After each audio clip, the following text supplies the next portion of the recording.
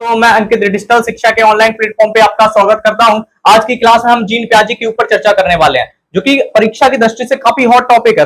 भारत में कोई भी शिक्षक भर्ती एग्जाम हो, आप बैठ जाइएगा, वहां पे आपको लेब बायोगॉस्की, जो कि इसकी पहले की क्लास में लेब बायोगॉस्की के ऊपर चर्चा कर दी, इस क्लास में जीन प्याजे, ये दोनों, इन दोनों से कुल मिलाकर आपको 4 नंबर आपको सुरक्षित करेंगे ही करेंगे। यदि आपको यह क्लास पसंद आए तो चैनल को सब्सक्राइब करें, वीडियो को लाइक करें और शेयर करें। आइए टॉपिक पे चर्चा करते हैं। सबसे पहले आपसे पूछा जाए अगर कि जीन प्याजे कहां के निवासी थे, यानी कि जीन प्याजे कहां के निवासी, तो आप क्या बताएंगे? जीन प्याजे स्विट्जरलैंड के निवासी थे। कहां के? तो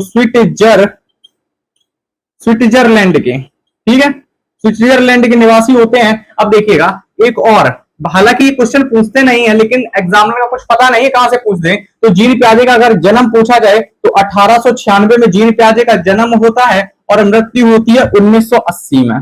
ठीक है, याद रखिएगा 1896 में जीन प्याजे का जन्म होता है, 1980 में इनकी मृत्यु होती है। अगर आपसे पूछे, हमने आपसे जैसे एक क्वेश्चन पूछ रहे हैं कि भैया बताइएगा कि विकासात्मक मनोविज्ञान के जनक कौन है, आपने तो बता दिया कि भैया विकासात्मक मनोविज्ञान के जनक तो जीन प्याजे हैं। अगर हमने आपसे यह पूछा कि बताइए कि विकासात्मक मनोविज्ञान में कहां से कहां तक अध्ययन किया जाता है, सोच के बताइएगा। तब तक हम आगे के ऊपर चर्चा करते हैं कि भैया विकासात्मक जो मनोविज्ञान है, हमने आपको बताया कि विकासात्मक मनोविज्ञान के जनक कौन है? जीन प्याजे। किसके? विकासात्मक के।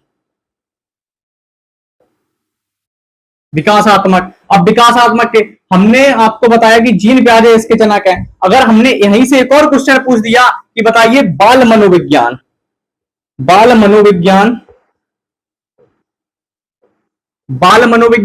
और यहां पे लिख दिया हमने बाल विकास। पहले सबके विषय में टॉपिक क्लियर करिएगा, फिर उसके बाद हम विकासात्मक मनोविज्ञान के ऊपर विस्तृत तौर पे चर्चा करेंगे। 3 क्वेश्चन है आपसे 3 क्वेश्चन पूछे जाते हैं कि बताइए कि बाल मनोविज्ञान के जनक कौन है, विकासात्मक मनोविज्ञान के जनक कौन है और बाल विकास के जनक कौन है। किसके? बाल विकास के। देखिएगा, अब हमने आपको यहीं पे बता दिया था कि भैया विकासात्मक मनोविज्ञान के जनक तो जीन प्याजे हैं। अब सवाल उठता है कि बाल मनोविज्ञान के जनक कौन है, तो आप बताएंगे भैया कि बाल मनोविज्ञान के जनक पेस्टोलॉजी हैं। कौन है? पेस्टोलॉजी कौन है? पेस्टोलॉजी। अगर बाल मनोविज्ञान में एग्जामिनर एक और क्वेश्चन पूछ दे कि भैया बताइए कि बाल मनोविज्ञान में कहां से कहां तक अध्ययन किया जाता है, आप बताएंगे कि भैया हमने डिजिटल शिक्षा पे पढ़ा है कि बाल मनोविज्ञान में जो अध्ययन किया जाता है वह सिर्फ और सिर्फ बाल्यावस्था तक अध्ययन किया जाता है, बालक की बाल्यावस्था तक अध्ययन किया जाता है।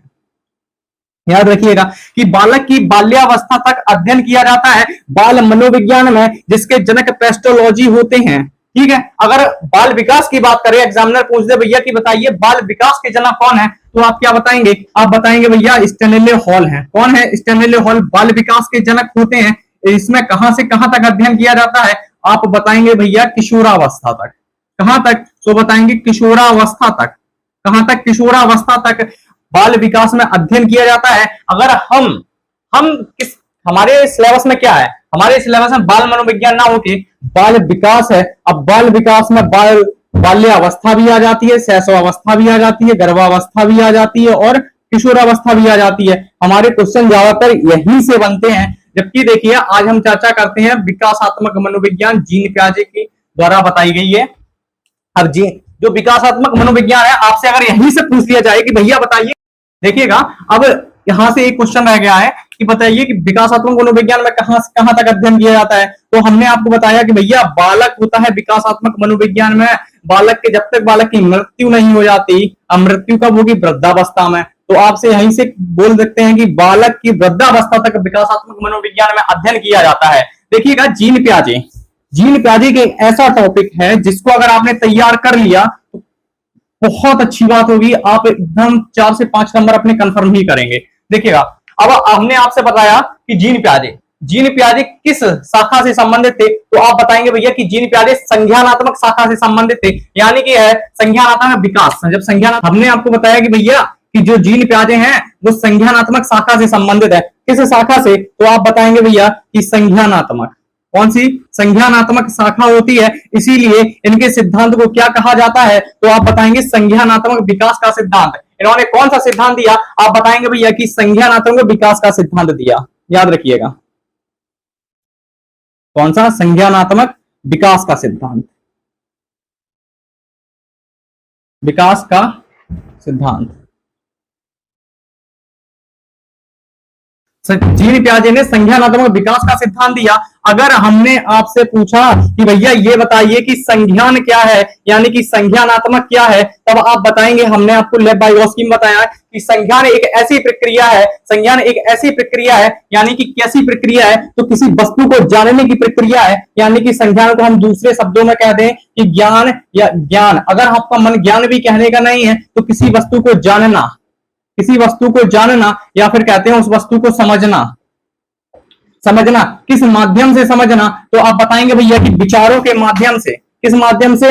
विचारों के माध्यम से। अब यहां से सीधी सीधी टॉपिक क्लियर करिए कि विचार कहां आएंगे, तो आप बताएंगे भैया कि विचार तो हमारे मस्तिष्क में आएंगे, यानी कि बुद्धि में आएंगे। तो संज्ञान एक मानसिक प्रक्रिया है, इसीलिए इसको और क्या कहते हैं? इसको और कहते हैं मानसिक विकास का सिद्धांत। और क्या कहते हैं? तो मानसिक विकास का सिद्धांत। किसका? तो मानसिक विकास का सिद्धांत भी कहते हैं। और इसी को और नाम दिया गया, ठीक है, ये सिद्धांत देख लीजिएगा। तो इसी को और नाम दिया गया, क्या दिया गया? तो विकासीय अवस्था का सिद्धांत भी इसको कहते हैं। कौन सा? विकासीय अवस्था का सिद्धांत, विकासीय अवस्था का सिद्धांत। अब देखिएगा, आपसे अगर क्वेश्चन पूछा जाए, अगर आपसे क्वेश्चन पूछा जाए कि संज्ञानात्मक विकास का सिद्धांत किसने दिया, आप बताएंगे भैया जीन पियाजे ने दिया। हम बोले आपसे पूछा मानसिक विकास का सिद्धांत किसने दिया, आप बताएंगे भैया कि जीन पियाजे ने दिया। फिर हमने आपसे पूछा कि विकासीय अवस्था का सिद्धांत किसने दिया, आपने कहा भैया ये तीनों एक ही नाम है और तीनों की तीनों जीन पियाजे ने दिए हैं। और जीन पियाजे किस शाखा से संबंधित थे? तो संज्ञानात्मक शाखा से संबंधित थे। अब संज्ञानात्मक जो शाखा है वह एक मानसिक प्रक्रिया में चल। देखिएगा, अब आपसे एक क्वेश्चन पूछा जाए, सीधे सीधे पूछा जाए कि भैया ये बताइए कि जीन पियाजे की पुस्तकों के क्या का नाम है, यानी कि जीन पियाजे ने कौन कौन सी पुस्तकें लिखी। तो जीन पियाजे ने पुस्तकें तो बहुत सारी लिखी हैं, लेकिन आपके लिए जो हॉट पुस्तकें हैं, यानी कि परीक्षा में आने की प्रबल संभावना है, उनके ऊपर चर्चा करते हैं। तो इनकी जो पहली पुस्तक है वह पुस्तक कौन सी है, तो आप बताएंगे भैया कि द मोरल, कौन सी? द मोरल, कौन सी है? द मोरल जजमेंट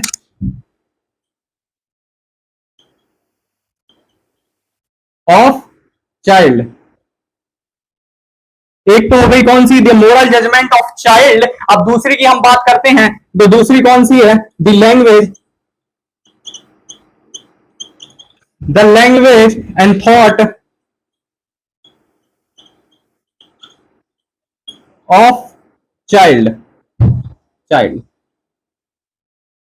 दो पुस्तकें हैं, ये नोट कर लीजिएगा क्योंकि ये दोनों पुस्तकें बहुत हॉट हैं, यानी कि आने के लिए प्रबल संभावना है परीक्षा में। The moral judgement of child और the language and thought of child. विशेषता क्या है? जहां पे जौन सी पुस्तक में आपको लास्ट में चाइल्ड लगा दिख जाए, लास्ट में चाइल्ड लगा दिख जाए, वह आप जीन पियाजे लगाएंगे। एकमात्र इनकी एक पुस्तक है जिसमें चाइल्ड आगे लगा, यानी कि आपको चाइल्ड शब्द ढूंढना है। आपने चाइल्ड देख लिया, आप बताएंगे भैया कि ये जीन पियाजे की पुस्तक है।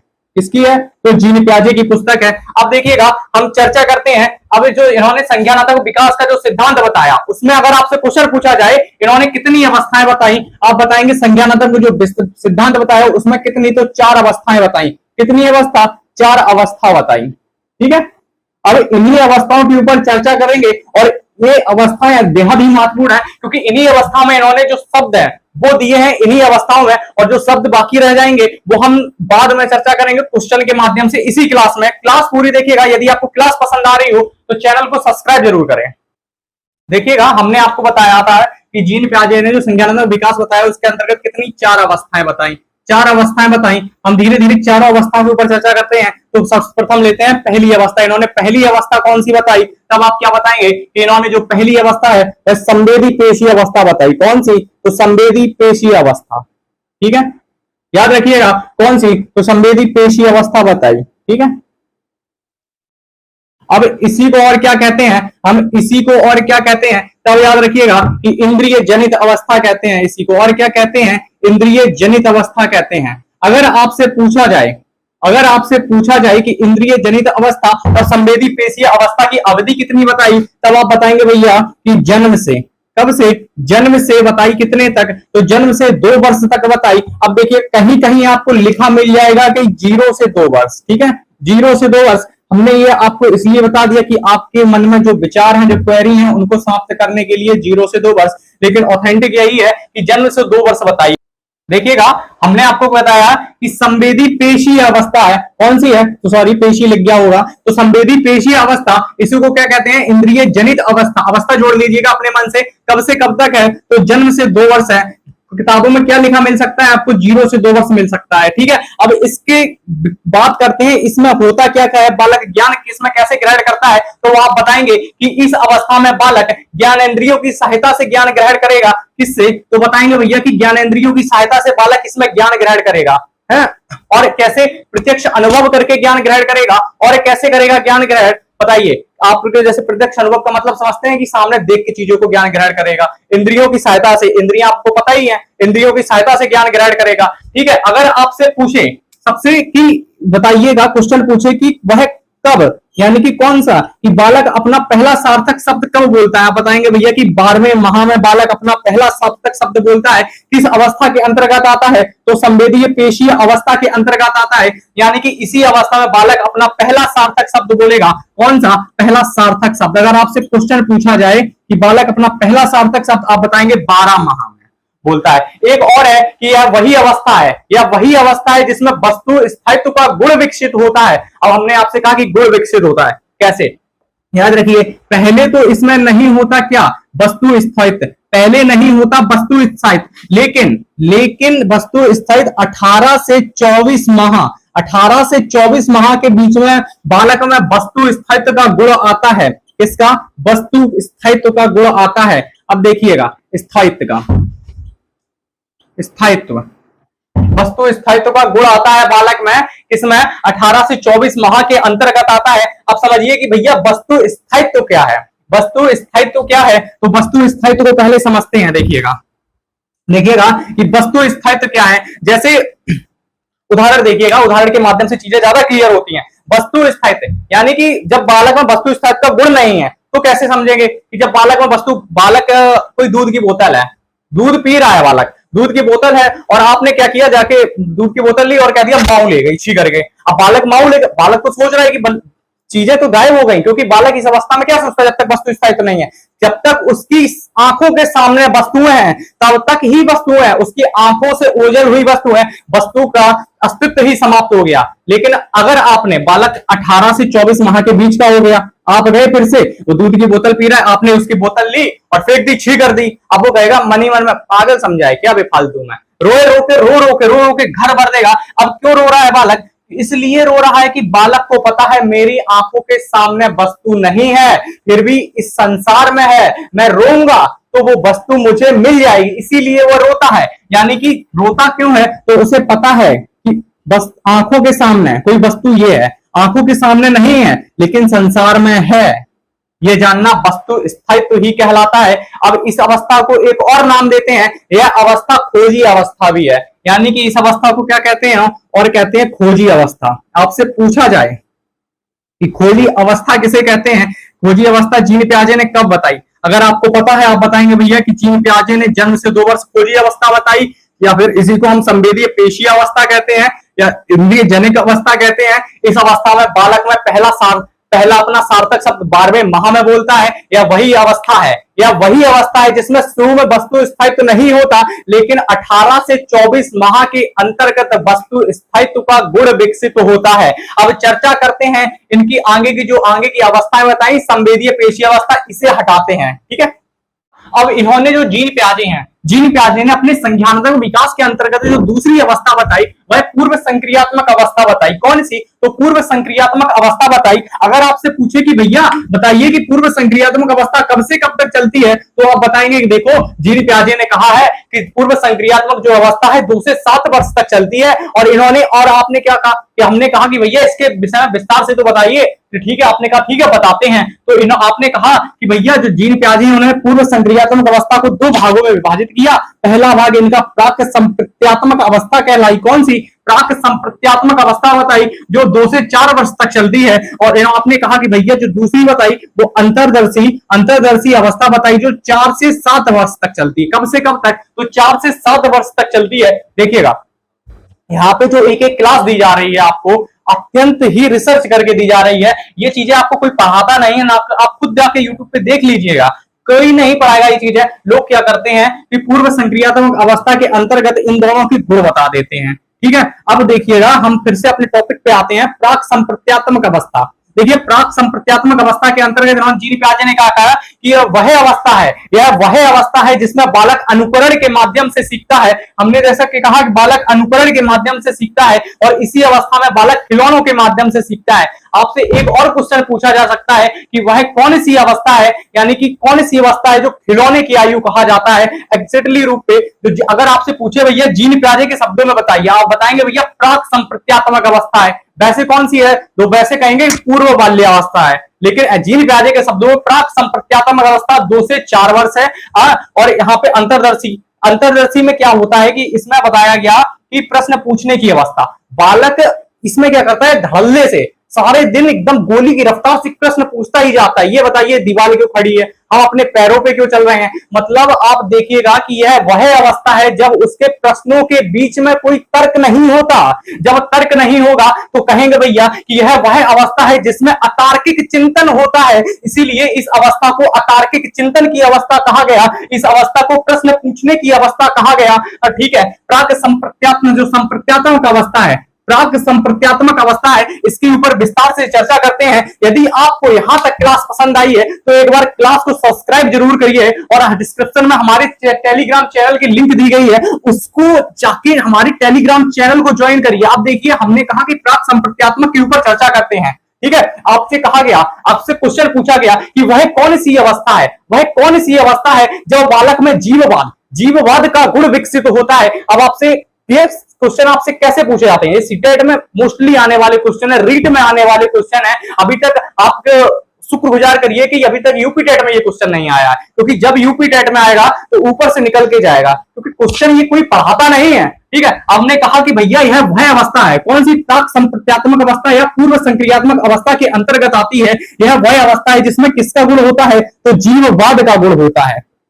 अब आप बताएंगे कि कहेंगे भैया कि यह बताइए कि जीववाद क्या है। हमने कहा तो सुनो कि आपने देखा होगा आपके घर में एक छोटा सा बालक है, बालक ज्यादा बड़ा नहीं है, छोटा सा बालक है। अवस्था हमने बताई कि कब से कब तक, 2 से 4 वर्ष के बीच का बालक है। मान लीजिए 3 वर्ष का बालक है, आपने उस बालक को, उस गुड़िया को, यानी कि वो बच्ची है, उस गुड़िया को एक डॉल लाके दी। जब आपने उस गुड़िया को एक डॉल लाके दी, आपने कुछ दिनों में देखा कि वो जो डॉल है, जो आपकी बच्ची है, वो डॉल लेके आसपास घूम रही है, आराम से जब सो रही है तो साथ में उसे सुला रही है, खाना खा रही है तो उसे खिला रही है। क्यों करती है? क्योंकि बालक ये समझने लगता है कि वह उसके गुड्डे गुड़िए खेल खिलौने हैं, वह भी सजीव हैं, उनके अंदर भी प्राण है। जब बालक अपने आसपास की निर्जीव वस्तुओं को सजीव समझने लगता है, सजीव समझने का मतलब यानी कि जो बालक में गुण विकसित होता है, वही तो कहलाता है जीववाद। क्या कहलाता है? तो वही कहलाता है हमारा जीववाद कहलाता है। अब देखिएगा, अगर आपसे क्वेश्चन पूछा गया कि वह कौन सी अवस्था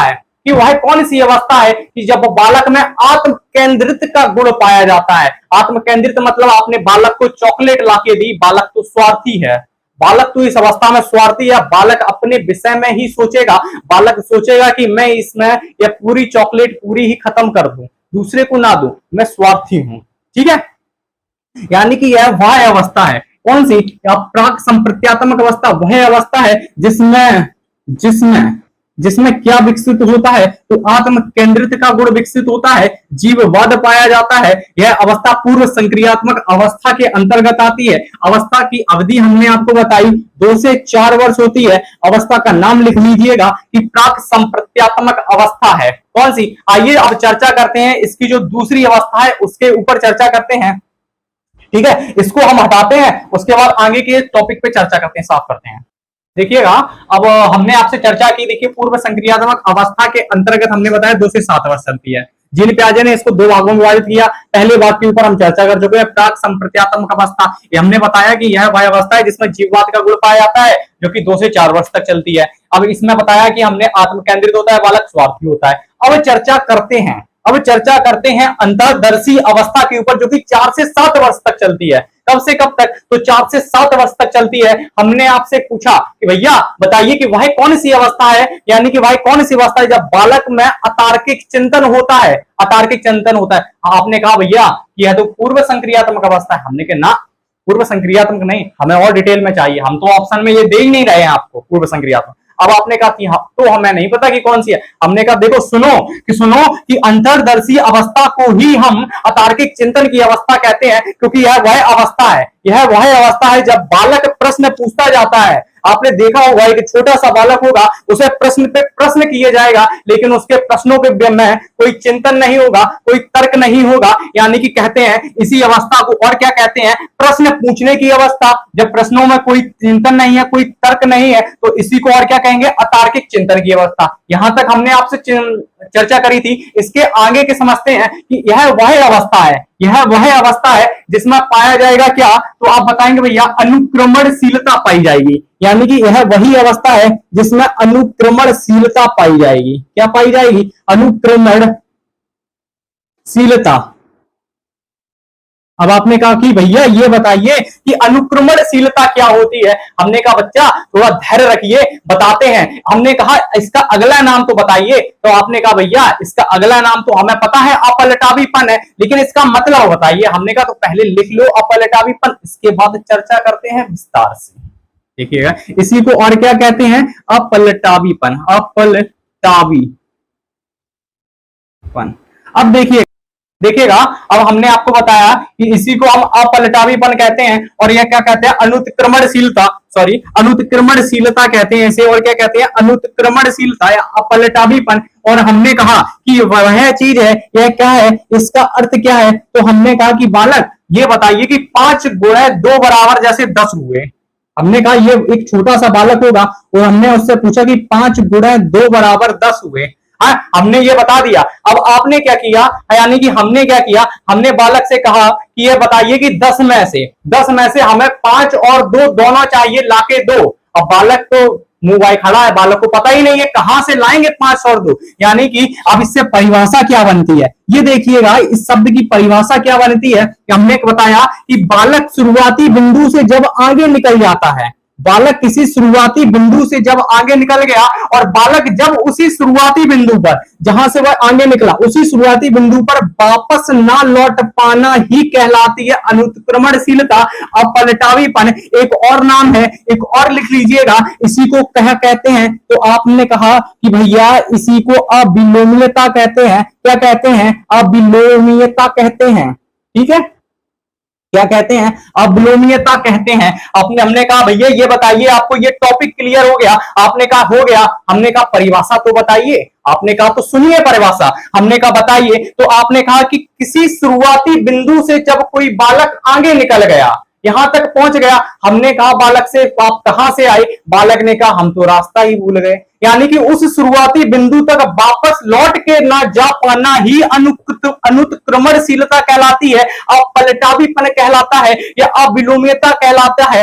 अविलोम्यता, अपलटावीपन का मतलब ही होता है अपलटावी, यानी कि आप यहां से सोचिए, आपने ढक लिया, अलट पलट कर दो, अलट पलट कर दिया, अलट पलट हो गया। जब आमिष नहीं, आप पलट पलट, अलट पलट किया हुआ जब बालक बता ही ना पाए। ठीक है, परिभाषा याद रखने की जरूरत ही नहीं है, इतने शब्द से क्लियर करिएगा।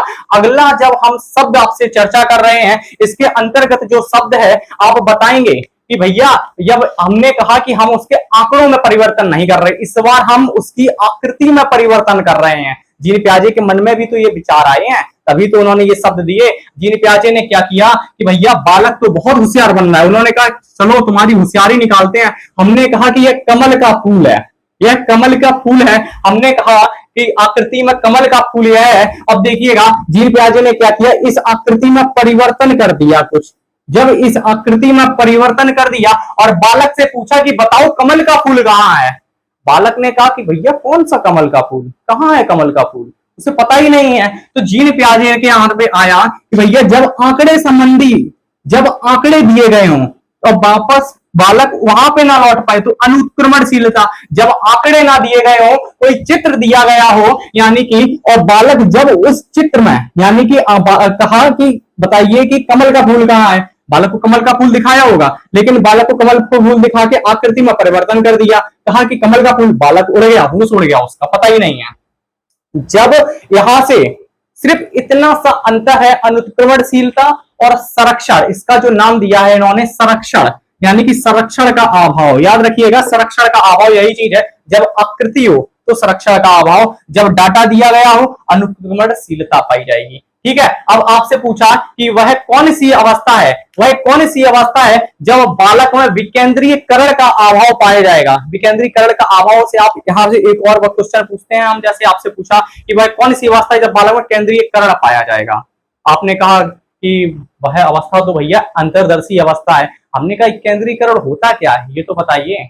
आप कहेंगे सुनिए, तो हमने कहा सुनाइए, तो आपने कहा जी बालक चिड़ियाघर में गया, ये कोई चिड़ियाघर है और इसमें ये बालक ने देखा शेर।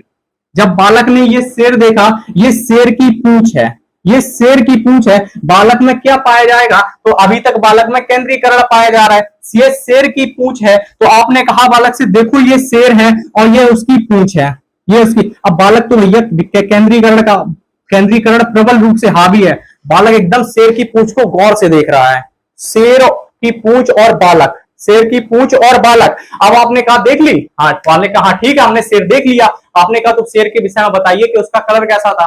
बालक को पता ही नहीं है, बालक को पता ही नहीं है, क्योंकि बालक का ध्यान तो एकदम शेर की पूंछ की तरफ है। लेकिन इसमें क्या होता है, अगर एक यहां से क्वेश्चन पूछा जाए कि विकेंद्रीकरण क्या है, विकेंद्रीकरण क्या है, देखिए विकेंद्रीकरण का सबसे प्रबल उदाहरण किशोरावस्था में दिया जाता है। विकेंद्रीकरण का प्रबल उदाहरण, आप बालक ने कोई चीज देखी, किसी वस्तु को देखा, आप बालक से उसके पुर्जे पुर्जे तक पूछ लीजिए तो बालक बता देगा पुर्जे पुर्जे तक। ठीक है, लेकिन यहाँ पे पुर्जे पुर्जे नहीं बताएगा, यानी कि बालक केंद्रीयकरण है। किस अवस्था में बालक में केंद्रीयकरण पाया जाता है, आप बताएंगे अंतर्दर्शी अवस्था में बालक में केंद्रीयकरण पाया जाता है। ठीक है, देखिएगा अब इससे क्या निकलता है कि आपने कहा बालक से शेर की पूंछ देखी, उस समय बालक शेर की पूंछ ही देख रहा है, यानी कि जो आप उसे दिखाना चाहते हो बालक सिर्फ वही देखता है इस अवस्था में।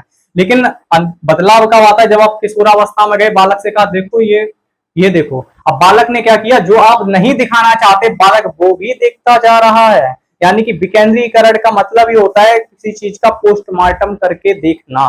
ठीक है, अब आगे की चर्चा करते हैं, ये चीज हटाते हैं, तीसरी अवस्था के ऊपर चर्चा करते हैं। यहाँ तक क्लास पसंद आई हो तो चैनल को सब्सक्राइब जरूर करें। अब चर्चा करते हैं इनकी जो जीन पियाजे की जो तीसरी अवस्था इन्होंने बताई, मूर्त संक्रियात्मक अवस्था।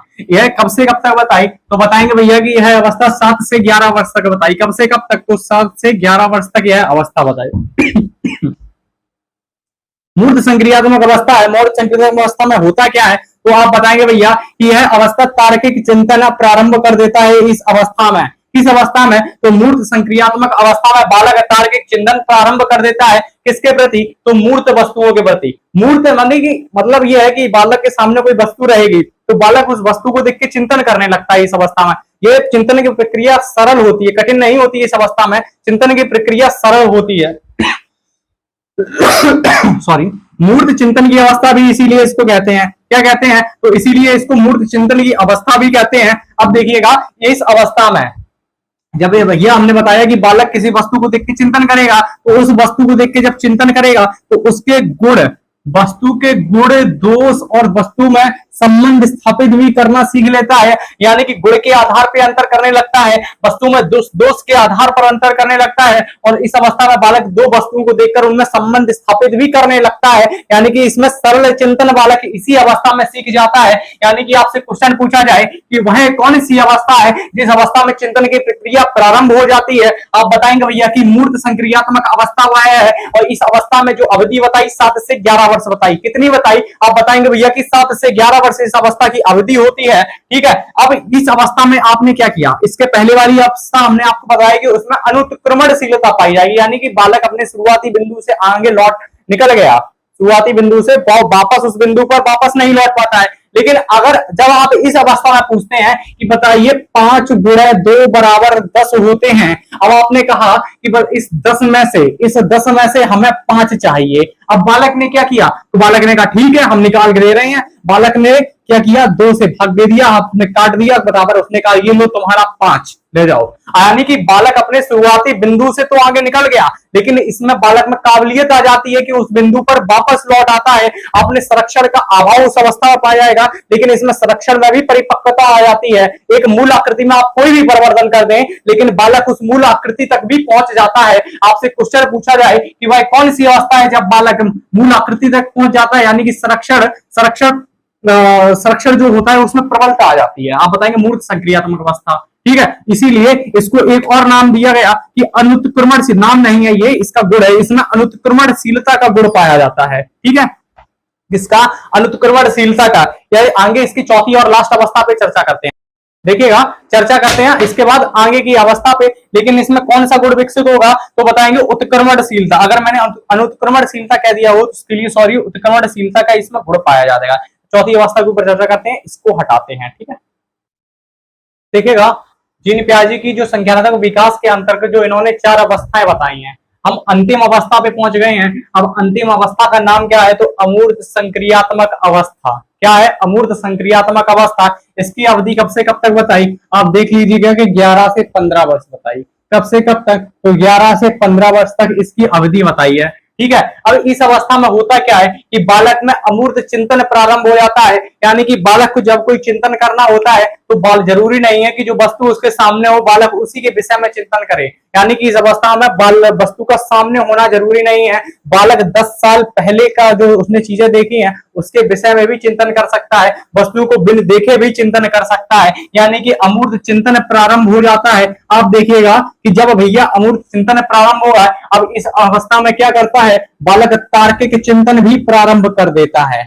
कब कर देता है? तो इस अवस्था में बालक में तार्किक चिंतन प्रारंभ हो जाता है। अगर सॉरी प्रारंभ की बात करें तो मूर्त अवस्था में होगा, लेकिन तार्किक चिंतन में परिपक्वता आती है इस अवस्था में, ठीक है। क्या आती है? तार्किक चिंतन में परिपक्वता आती है, अमूर्त चिंतन होने लगता है। मानसिक क्रियाएं, मानसिक क्रियाओं का पूर्ण विकास हो जाता है। जब मानसिक क्रियाओं का पूर्ण विकास हो जाएगा तभी तो बालक अमूर्त चिंतन करेगा, ठीक है। अब चिंतन में उस बालक जो चिंतन करता है, अब चिंतन में स्पष्टता आती है, वस्तुनिष्ठता आती है, और क्या आती है? स्पष्टता और वस्तुनिष्ठता उसके चिंतन में आ जाती है। इसीलिए इस चिंतन को यानी कि हम क्या कहते हैं तो निगमात्मक चिंतन कहते हैं या परिकल्पनात्मक चिंतन भी कहते हैं। यानी कि अमूर्त चिंतन की अवस्था जब चिंतन में स्पष्टता और वस्तुनिष्ठता आ जाती है, ठीक है। यहां तक अगर आपको क्लास पसंद आई है तो चैनल को एक बार सब्सक्राइब जरूर करें। इसके बाद इसको हटाते हैं, ठीक है, इसको हटाते हैं और वीडियो को क्लास को लाइक जरूर करें और इनके 2-3 शब्द उसके ऊपर चर्चा करते हैं। अब चर्चा करते हैं जीन पियाजे के कुछ महत्वपूर्ण शब्द हैं जो परीक्षा में काफी हॉट शब्द बोले जाते हैं, यानी कि इनसे आने की प्रबल संभावना रहती है। इन शब्दों को आप समझिएगा।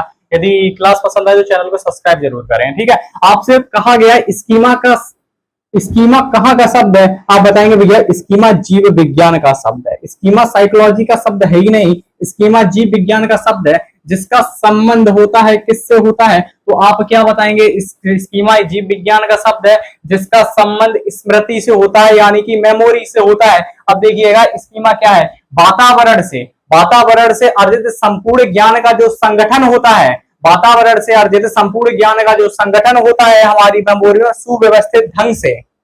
प्रत्येक जानकारी अपने अलग अलग स्थान पे बाकायदा होती है, वो स्कीमा के अंतर्गत होती है। अब देखिए क्वेश्चन पूछा गया कि बताइए, हमने आपसे जो क्वेश्चन पूछा है, कोई हमने आपसे क्वेश्चन पूछा, आप उसका जो आंसर देते हैं वो किसकी सहायता से देते हैं? आप बताएंगे भैया स्कीमा की सहायता से देते हैं, क्योंकि हम जो देखते हैं अपने वातावरण से, हम जो देखते हैं वो हमारे स्कीमा में संरक्षित होता है। जो स्कीमा का संबंध हमने आपको बताया कि मेमोरी से है स्कीमा का संबंध। इतना ही याद रखिए, स्कीमा का संबंध मेमोरी से है, जो कि हमारे क्वेश्चनों का या प्रश्नों को उत्तर देने में सहायता करता है। क्या हम कोई क्वेश्चन का उत्तर देते हैं तो स्कीमा की सहायता से थे। इससे ज्यादा स्कीमा में कुछ और महत्वपूर्ण है नहीं है। देखिएगा, अब वो महत्वपूर्ण चीज है आत्मसातीकरण और समायोजन। ये जो चीजें आप अलग अलग लिखी हुई देख रहे हैं ना, ये काफी महत्वपूर्ण है। क्वेश्चन यहां से जीन पियाजे में सबसे ज्यादा बनता है। तो पहला आता है क्या? आत्मसातीकरण। क्या आता है? आत्मसातीकरण। या फिर यह पूछा जाएगा समावेशन क्या है, या पूछ लिया जाएगा कि समविष्टीकरण क्या है। या एक नाम सिर्फ याद रखिए, इतने नाम आप याद नहीं रख पा रहे हैं तो एक नाम याद रखिए, असेमिलेशन, ठीक है। अब देखिएगा ये क्या है? जैसे उदाहरण देखिए, जो एक बालक गया सीटेट में, यही क्वेश्चन पूछा गया कि जब एक बालक अपने पिताजी के साथ बाहर जाता है और आसमान में उड़ती हुई पतंग देखता है, वह अपने पापा से पूछता है, बोलता है कि देखो देखो वह पक्षी उड़ रहा है, बालक इसमें से क्या प्रदर्शित कर रहा है, यानी कि बालक क्या प्रदर्शित कर रहा है। उस समय आपका आंसर था कि बालक उस समय आत्मसातीकरण, समावेशन या समविष्टीकरण प्रदर्शित कर रहा है। अब कैसे, आपने कहा कि बालक ने देखा क्या, बालक का पूर्व ज्ञान यहाँ पे क्या था, आपने कहा कि भैया बालक को पहले से पता था कि पक्षी के विषय में कि पक्षी उड़ता है। अब उसने देखा क्या, उसने पतंग देखी, यानी कि नवीन क्या है उसके लिए नवीन है पतंग। अब उसके लिए नवीन है पतंग। जब बालक अपने पूर्व ज्ञान और नवीन ज्ञान में अंतर ना कर पाए, जब बालक अपने पूर्व ज्ञान और नवीन ज्ञान में अंतर ना कर पाए, तो आप कहेंगे भैया तब ये आत्मसातीकरण है। तब क्या है, ये आत्मसातीकरण है। जब बालक, अब देखिएगा, जब बालक अपने पूर्व ज्ञान और नवीन ज्ञान में स्वयं से अंतर कर ले जाता है, तब क्या कहते हैं। अब देखिएगा, इसी क्वेश्चन जो हमने आपसे कहा था कि बालक गया था पतंग देखी थी, अब बालक इसके अंतर्गत जब बाहर जाएगा, वह आसमान में उड़ती हुई पतंग देखी। अब बालक को यह पता है, यहाँ पे उसने क्या किया, पक्षी के तो पंख होते हैं लेकिन पतंग के कोई पंख नहीं है, यानी कि बालक ने पतंग और पक्षी के बीच में अंतर कर लिया। जब बालक स्वयं से अपने पूर्व ज्ञान और नवीन ज्ञान के बीच क्या कर लेता है, यानी कि पूर्व ज्ञान और नवीन ज्ञान के बीच जब अंतर कर लेता है, तो समायोजन होता है, समंजन होता है या अकोमोडेशन होता है। हम आशा करते हैं कि आपको ये दोनों शब्द गहराई से समझ में आए होंगे। हमने उसी भाषा में आपको समझाए जिस भाषा में आपसे क्वेश्चन पूछे जाते हैं। यदि आपको हमारी क्लास पसंद आई है तो चैनल को सब्सक्राइब करें, वीडियो को लाइक करें और शेयर करें, और आप हमारी डिस्क्रिप्शन में जाके टेलीग्राम चैनल की लिंक दी गई है, उस चैनल को ज्वाइन करिए। प्रैक्टिस के माध्यम से हम आपकी वहां पे प्रैक्टिस कराएंगे क्वेश्चन के माध्यम से।